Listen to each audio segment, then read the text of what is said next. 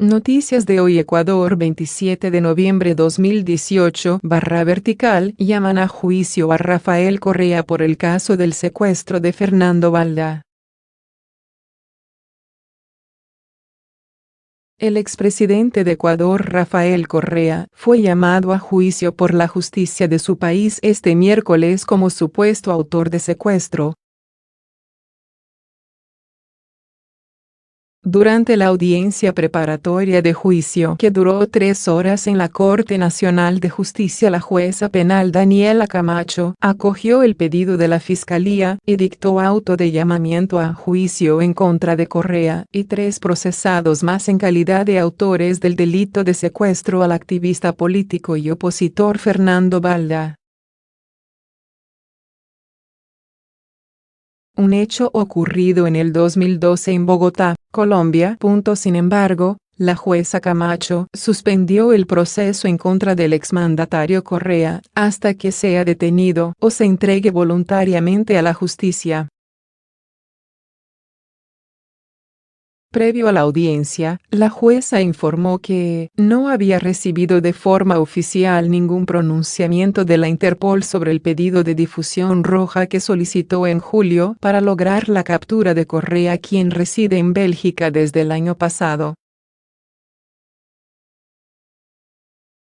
Tras la audiencia, Caupolicán Ochoa, abogado del expresidente Correa, en declaraciones ante los medios, rechazó la decisión de la jueza, a la que calificó como pírrica, y aseguró que obedece a una presión política. Mientras que en su cuenta de Twitter Rafael Correa insistió en que el caso Balda es una farsa y que todo se trata de una persecución política. El opositor Fernando Balda, víctima y acusador en este caso, se mostró contento con la resolución de la jueza y anunció que interpondrá una denuncia por peculado en contra del expresidente Correa, pues asegura que para su secuestro se gastaron fondos públicos. El pasado 18 de junio, la jueza de la Corte Nacional de Justicia, Daniela Camacho, vinculó penalmente a Correa en este caso y dispuso que el expresidente se presente cada 15 días ante la Corte Nacional en Quito y no ante una delegación diplomática en Bélgica. Correa reside en Bélgica desde julio del año pasado con su familia. El exmandatario ha calificado de ilegal e ilegítima su vinculación en el caso Balda y agregó que es una vulgar persecución política. Además, defendió su presentación ante el Consulado de Bélgica por considerar que está amparado por instrumentos internacionales, las leyes y la Constitución ecuatoriana. El caso Balda se remonta a 2012, cuando el exasambleísta se encontraba en Bogotá. Según su versión ante la fiscalía, 4 hombres y una mujer lo habrían golpeado y obligado a subirse a un auto que no llegó a su destino, pues un grupo de taxistas llamó a la policía, que logró liberarlo. A inicios de este año Balda ratificó su denuncia de secuestro y la fiscalía reabrió el caso.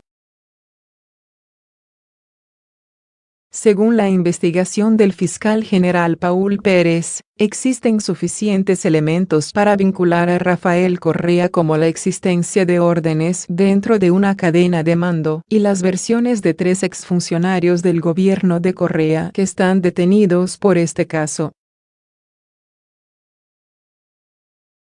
A comienzo de junio, el fiscal dijo que este caso podría configurar un crimen de Estado porque, entre otras cosas, se utilizaron fondos y funcionarios públicos para su ejecución.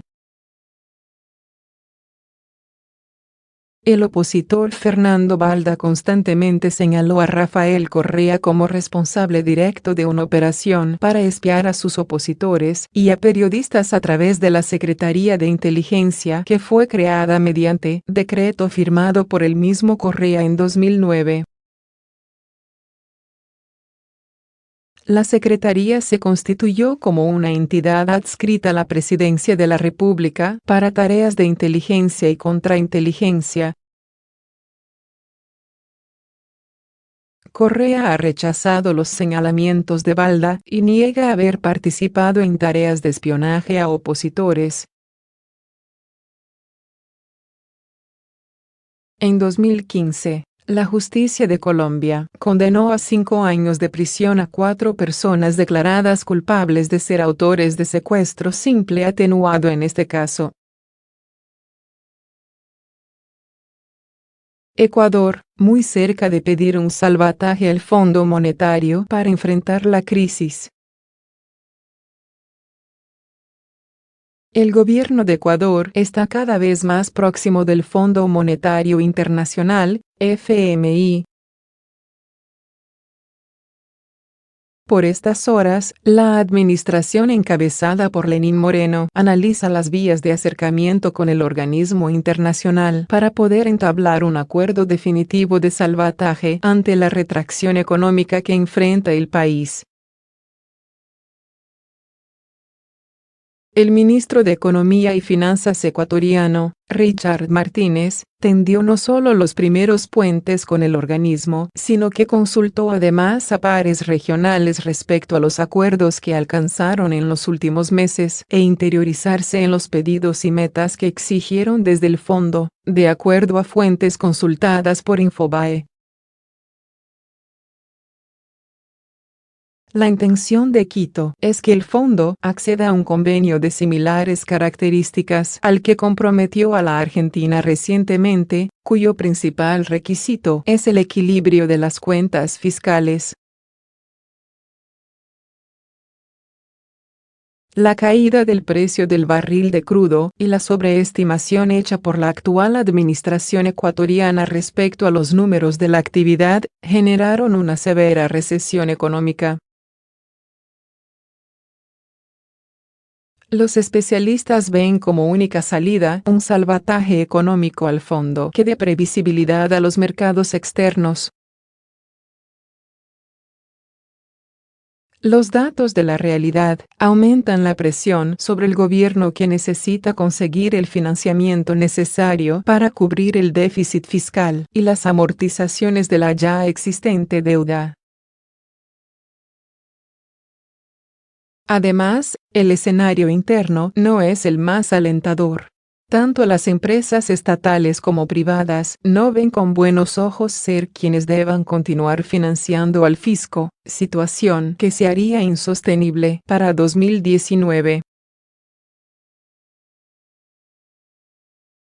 La apuesta de la administración Moreno es lograr un acercamiento formal con el FMI para obtener un financiamiento con tasas y plazos mucho más favorables que las conseguidas en los últimos años en los mercados internacionales, además de generar una mayor confianza internacional hacia el Ecuador. Esto permitiría ayudar a bajar el riesgo país y abrir nuevas opciones de financiamiento. La economía ecuatoriana está dolarizada desde hace casi 19 años. El 9 de enero del año 2000, el país gobernado entonces por Jamil Mahuad abandonó la que hasta entonces fue su moneda nacional, el sucre, por el dólar estadounidense, en medio del quiebre del sistema bancario nacional. Días después, el presidente caería derrocado, pero la dolarización se mantuvo hasta la actualidad. Las misiones del FMI hacia Ecuador nunca se detuvieron. En junio último, un grupo de economistas dio un panorama complicado para el país. Ecuador aún se está acomodando a los choques externos que han expuesto los desequilibrios estructurales subyacentes en la economía del país. En este contexto, se avecinan importantes desafíos, como abordar un alto déficit fiscal y el aumento de la deuda pública, un tipo de cambio efectivo real sobrevaluado y vulnerabilidades en la balanza de pagos del país, decía el informe. Abordar los desequilibrios fiscales sigue siendo una importante prioridad política. Después del declive del precio internacional del petróleo en 2014, el déficit del sector público no financiero aumentó al 8,4% del PIB en 2016. Pero con un 4,8% del PIB en 2017, el déficit aún es grande, particularmente para una economía dolarizada, concluyó. La apuesta del ministro Martínez es cerrar el acuerdo cuanto antes con el fondo para poder dar mayor previsibilidad a los mercados externos y poder dar mayor respaldo a las reservas internacionales. En las últimas horas, en medio de una gran reestructuración ministerial, Moreno ratificó a su hombre fuerte de la economía y al canciller José Valencia, previendo los tiempos de diálogo y negociaciones que se aproximan con el FMI.